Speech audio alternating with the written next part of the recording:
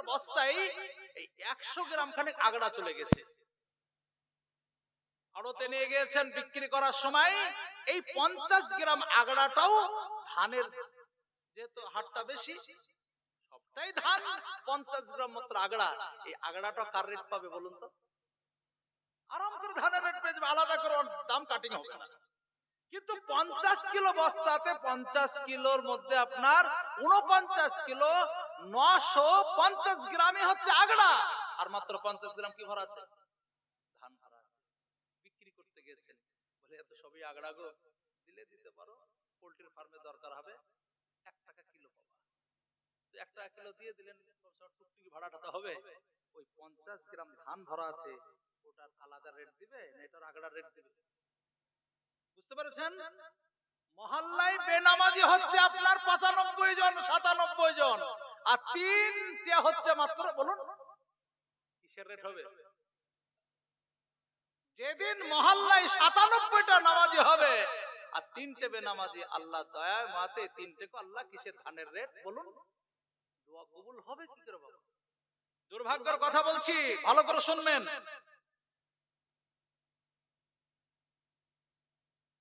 বেটা ছেলে বা পুরুষদের মধ্যে যা আছে, মহিলাদের মধ্যে আরো নামাজির হার, আরো নামাজির, নামাজ পড়তে চাই না।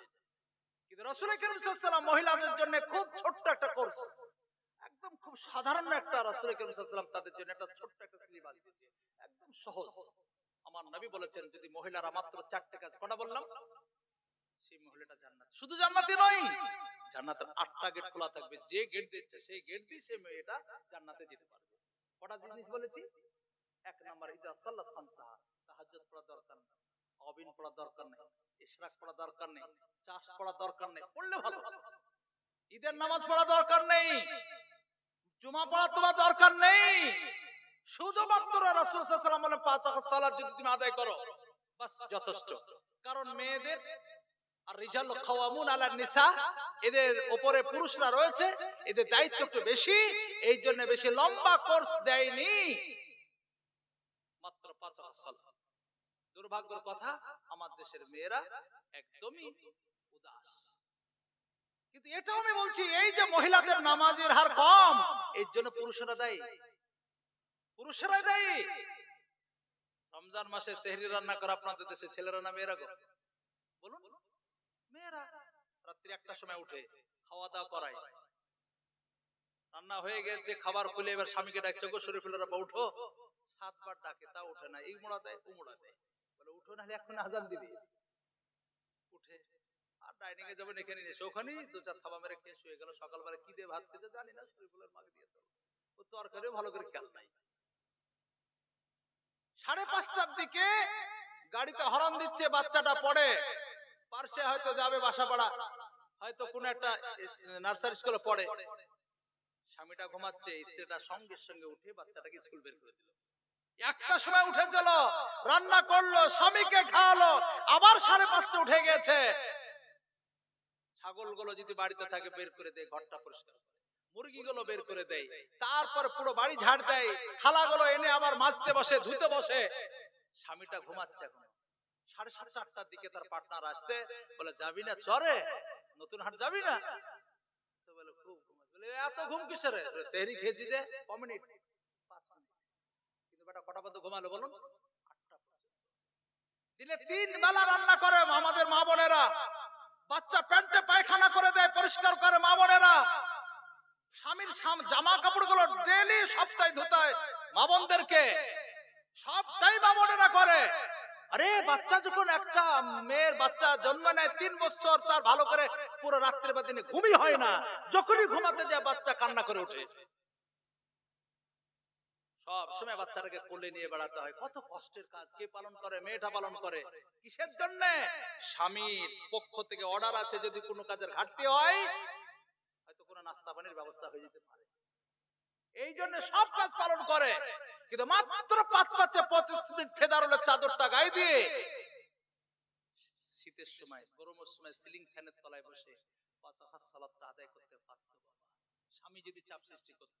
কিন্তু আমাদের দেশে একটা কথা আছে, যাতাও ঢিল, বলুন মনোরম ছোট ছোট মাস্টার ভাই ও দেখছে আমার স্ত্রী যদি নামাজি হয়ে যায়, সকালবেলা ফজর আজান দিবে, তখন কোন দিকে গুতা মারবে, রফিকুল রাব্বা যাও নামাজটা পড়তে যাও, বেড়ায় পড়ে যাবো, তুইও ঘুমা আমিও ঘুমাবো।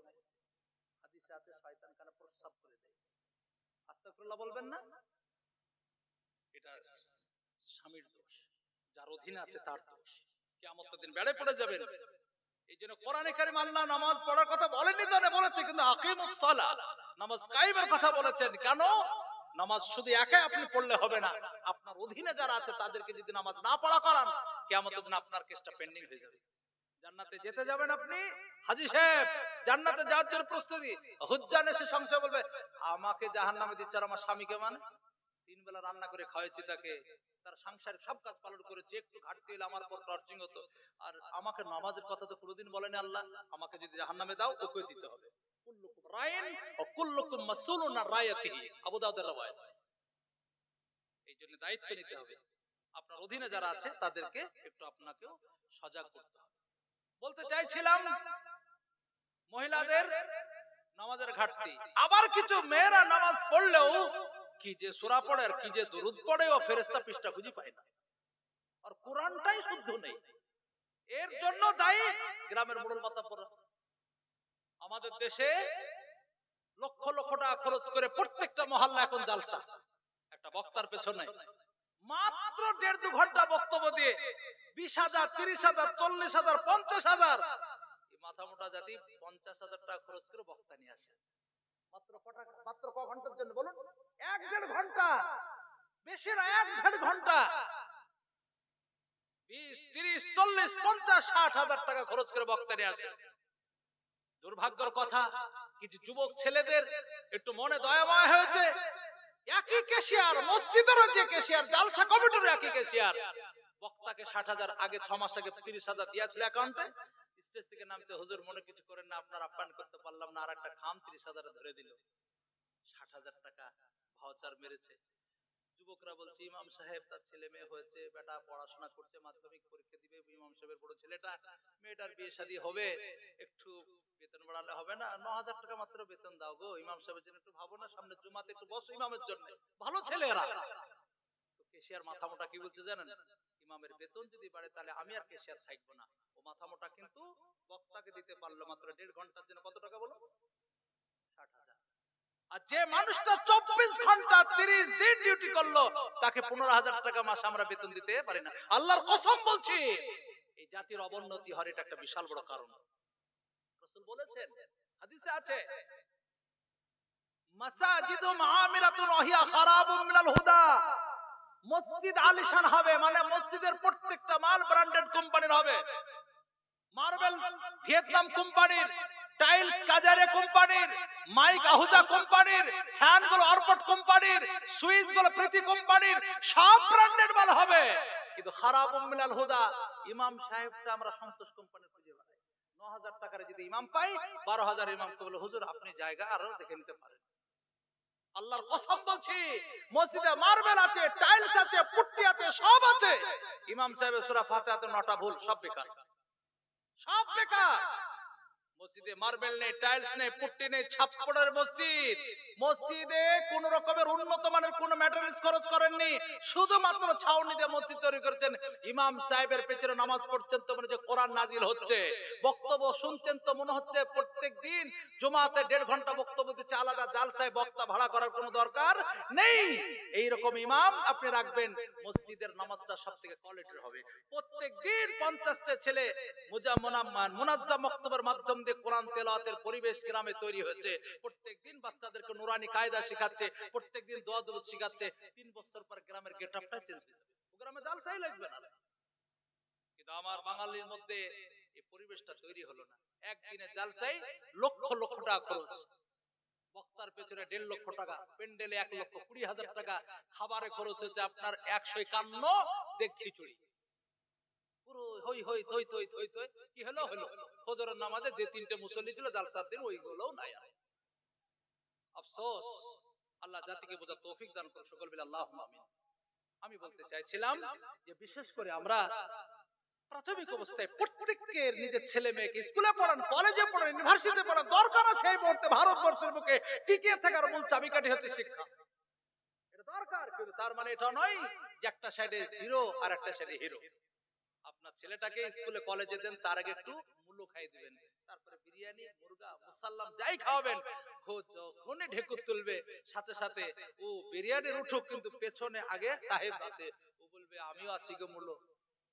কলেজে বলছে যে শোনো, মানুষ তৈরি হয়েছে কি থেকে? বান্দর থেকে।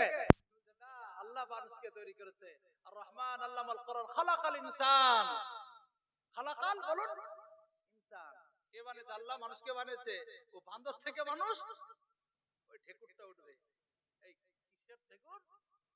ওই যে নুরানি কায়দা পড়েছে, রাদিতু বিল্লাহি রাব্বা ওয়া বিল ইসলামি দীনা ওয়া বি মুহাম্মাদিন নাবিয়্যা। বলুন বলুন, প্রত্যেকেই নিজের ছেলে মেয়েদেরকে প্রতি অবস্থায় আমরা একটু শিক্ষা দেব ইনশাআল্লাহ। বলুন। সৌভাগ্যের বিষয়, অনেক পুরাতন মাসে দেখলাম 40 বছর বাস, 63, কিন্তু ব্যাচে দেখলাম যে 40তম জালসা। ও বাহ, তাহলে 63 বছর প্রতিষ্ঠান আছে, সৌভাগ্যের বিষয়। কালকের মাদ্রাসার পাশে আমার জালসা ছিল ঝুনকা গ্রামে, তার আগে মোরার হয়েছিল পরশুদিন। তো আমি ওখানে বলছিলাম বেলডাঙ্গার মানুষকে, যেখানে তোর মানুষ তো দুটো জিনিসকে খুব বেশি ভালোবাসে, আমাদের বেলডাঙ্গা মিষ্টি আর গরুর গোশত খুব স্বাদের পাওয়া যায়। দুটো জিনিস এত বোঝায় মানুষকে যে শিক্ষার জন্য বেলডাঙ্গায় আছে, আগেকার তো উন্নতি হচ্ছে, কিন্তু এখনো ঘাটতি। আপনাদের সৌভাগ্যের বিষয়, 63 বছরের প্রতিষ্ঠান রয়েছে, নিঃসন্দেহে উন্নতি হয়েছে, এটা বুঝতে পারা যাচ্ছে, কিন্তু তবু এই হাল ফিলে উন্নতিটা আমার মনে হচ্ছে বেশি হয়েছে। হাল ফিলে আপনারা নিঃসন্দেহে সজাগ হয়েছেন, সচেতন হয়েছেন, তাই। এবং এই মসজিদ মাদ্রাসার যে একটা মসজিদ, সেটাও হয়েছে, কিন্তু মসজিদটা একটু দান আল্লাহর ঘর তো ভালো হওয়া দরকার। আমাদের মুমতাজ ভাই বললেন, অনেক কিছু দিয়েছেন, আমি বেশি কিছু আপনাদের কাছে বলবো না। আমি যে মাদ্রাসায় থাকি, আল্লাহ দোয়া করবেন প্রয়োজনগুলো মিটিয়ে দেয়, যেন মসজিদটা যেটা তৈরি হয়েছে 3 কোটি টাকা খরচ। সুবহানাল্লাহ বলবেন না? ক কোটি টাকা? 3 কোটি টাকা মসজিদটা খরচ। ক কোটি? 3 কোটি। মসজিদে শুধু টাইলস আর মার্বেলই না হলে আপনার 50 লক্ষ টাকা খরচ। আপনাদের ভালো মসজিদ, আলিশান মসজিদ। আমি বেশি কিছু চাইছি না আপনাদের কাছে, আমি মাত্র 50টা আল্লাহর বান্দার কাছে একটা করে টাইলসের পেটি, সাইডে উপরে নিচে তো মার্বেল হবে, টাইলসের পেটি খুব বেশি দাম 250 টাকা করে লাগবে। 50টা আল্লাহর বান্দা আল্লাহর ঘরে লাগবে। ইখলাসের সঙ্গে বলুন তো, তারপর 3 নাম্বারটা 4 নাম্বারটা বলি, শেষ করে দেব। 50 জন আল্লাহর বান্দা একটা করে টাইলসের পেটি, আগে 50,000 দিয়েছেন, 10,000, 5,000 সব দিয়েছেন, তাদের সকল কি বলছি, মাত্র এই মসজিদের স্বার্থে একটা করে টাইলসের পেটি। কত টাকা বললাম আমি? 250 টাকা, 245-50 টাকা লাগবে। কমাগুলো একটু ব্র্যান্ডেড মালগুলো ওইরকম তো 200 টাকা পাওয়া যাবে, আর খুব ভালোগুলো আবার গোল্ডেন হলে আবার পিসে বিক্রি হয়। এই জন্য আমি উঠবেন না, একটু অনুরোধ করছি, পারলে একটা করে টাইলসের পেটি। কোনো বান্দা বলতো আমি 10টা দিব, হচ্ছে 5টা দিব, আল্লাহর ঘরেই লাগবে, মসজিদেই লাগবে। দেখি বীরভূমের মানুষ সমস্ত বালি পাথর এখান থেকে নিয়ে যে বানিয়েছে ওরা, বুঝতে পেরেছেন তো? তো আমাদের সে মসজিদের প্রথম যখন কাজ শুরু হয়েছিল, এই বীরভূমের মানুষের অনুদান দিই আলহাজ নাজির সাহেব সুদসালের নাম হয়তো আপনারা অনেকে জানবেন, উনি আমাদের সেই মাসে গিয়েছিলেন না বটে। তারপরে বলেন প্রথম তলাতে যা ছাদে লাগবে আমার আপনারা। তো ভাই, আমি আপনাদের কাছে 50 জন আল্লাহর বান্দার কাছে একটা করে পেটি সিমেন্ট আগে খুব দিলেন আমার মুমতাজ ভাইকে, আমি টাইলসের জন্য একটা দুটো করে পেটি আবেদন করেছি, 5 মিনিটের মধ্যে দেখতে চাই। মাশাআল্লাহ, এই দেখেন, বুঝতে পেরেছেন তো? মানে চালাক মানুষ সঙ্গে সঙ্গে। এবার এর পরে যে দানগুলো আসবে সেখানে কিন্তু ওনার কমিশন থেকে যাবে। আল ফাজলু লিল মুতাকাদ্দিম মাকাম তাহরিরের একটা ইবারত রয়েছে। তাছাড়াও রয়েছে প্রথম যে শুরু করলো মান সান্না সুন্নাতান হাসানা ফিল ইসলাম, তো প্রথম যে শুরু করলো তারই কিন্তু খেলাফত। এই জন্য আমাদের জনাব মাওলানা কি আহসানুল্লাহ সাহেব এই মাদ্রাসার শিক্ষক, মাশাআল্লাহ, 4খানা উনি আপনার টাইলসের পেটি। আমি আপনাদেরকে ছোট্ট করে আবেদন, 5 মিনিটের মধ্যে তাহলে 4খানা হলো, আর থাকলো 46 খানা। বলুন, যদি আপনাদের জোর জবরদস্তি কিছু করবো না, ইখলাসের সঙ্গে, যেটা যত ইখলাসের সঙ্গে দিবেন তত কিন্তু তাতে সওয়াবটা বেশি। কি নাম ভাই আপনার? আব্দুল ওয়াহাব, আব্দুল রুহাত, মাশাআল্লাহ, আব্দুল রুহাত ভাই দুটা, তার আর মাত্র থাকলো কটা ভাই? 44 খানা। একটু বলি, আমি ওদিক থেকে আসছি, 44 খানা আব্দুল রুহাত ভাই, তাহলে 2খানা হলো, তাহলে 6খানা হয়ে গেল। তাড়াতাড়ি বলুন একটু, মানে আমি বেশি পেড়াপড়ি করবো না। আমি একটা করে পেটির দাম চেয়েছি, মাশাআল্লাহ এক পেটি করে, আর এক পেটি এসে গেছে নাকি ভাই, তাহলে হয়ে গেল 7খানা। আর বলুন একটু তাড়াতাড়ি, আপনারা আগে প্রচুর দিয়েছেন, একটা একটা করে দেন। যখন এখন তো নগদ আমি চাইছি না, সুবিধা মতো আপনি দিয়ে যাবেন, যে মসজিদে কাজ চলছে, আমার একটা টাইলসের পেটির দাম মানে কি দাম, ওই আমি বড় পেটি বলি না, ওর দাম তো আলাদা, আমি ছোট পেটি আপনার অলে লাগাবে এই জন্য একটা করে, হ্যাঁ অল টালি যাকে বলছে, আপনারও 250 টাকা করে দাম হবে, 45 250 বা একটু বলুন। আর আর কেউ আছেন? হ্যাঁ পরে দিবেন, আজ তো চলবে, ভালো আলিশান মসজিদ, বিশ্বনবী as-সাদিকুল মাসদুক। খায়রুল ভাই 2 পেটি, আর আর নওশাদ ভাই মাশাআল্লাহ 2 পেটি, তাহলে হয়ে গেল 11 পেটি ভাই, আর লাগবে 39 খানা। 50টা চেয়েছি ভাই, উঠবেন না, আমি দোয়া করে দেব, আর বেশি দেরি হবে না, দেখবেন আপনাদের থেকে আমার বেশি তাড়া আছে। আপনারা একটু ধৈর্য ধরুন, আর বেশি কষ্ট দেব না, কালকে আমার দিনের বেলা তো আবার আমার দাওরা হাদিস মাদ্রাসা আপনার আমাদের মানে কি ডমকুল ব্লকে সেখানেও প্রোগ্রাম আছে, এজন্য আমি নিজেও কষ্ট অনুভব করছি। আর বলুন একটা দুটো করে একটু বলুন, কষ্ট করুন, আপনারা তো মসজিদের জন্য দিবেন। রাসূল কারীম সাল্লাল্লাহু আলাইহি ওয়াসাল্লাম বলছেন, মাম্মানা মাসজিদান ইল্লা বারাল্লাহু লাহু বাইতান ফিল জান্নাহ মিথলাহু। কি নাম? আবু সিদ্দিক সাহেব, মাশাআল্লাহ, এ দেখেন একখানা হয়ে গেল। আর বলুন তাড়াতাড়ি বলুন ইখলাসের সঙ্গে, আমি মোটা তো কোনো রকম আপনাদের কাছে আবদার করিনি, আপনার আগে তো মোটা অঙ্কের কিছু দিয়েছেন, আমি খেয়াল করছিলাম, হালকা হালকা আপনার আওয়াজ যাচ্ছিল। আমি একখানা দুখানা করে টাইলসের পেটি, কেউ 10খানাও দিতে পারেন। মসজিদ আমাদের যেটা হয়েছে, সে পুরো টাইলসটা একজন আল্লাহর বান্দা দিয়েছিলেন, পুরো মার্বেলটা একজন আল্লাহর বান্দা দিয়েছিলেন, পুরো ইট 46,000 ইট মসজিদটা রয়েছে একজনই দিয়েছেন, পুরো গ্রিলে যা খরচ একজনই দিয়েছেন, রঙে যা খরচ একজনই দিয়েছেন, এরকম করে হয়েছে। জি আসুন, টাইলসের জন্য আমি আবেদন করেছি।